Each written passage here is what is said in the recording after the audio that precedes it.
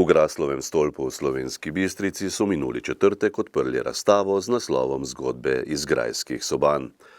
Razstavo so pod mentorstvom doktorice Tine Košak in doktorice Polone Vidmar pripravili študenti dodiplomskih, podiplomskih in doktorskih programov umetnostne zgodovine, medkulturne germanistike in zgodovine na Filozofski fakulteti Univerze v Mariboru ter profesorji oddelka za umetnostno zgodovino na isti fakulteti, raziskovalci Umetnostno-zgodovinskega inštituta Franceta Steleta in kustosinji Pokrajinskega muzeja Maribor.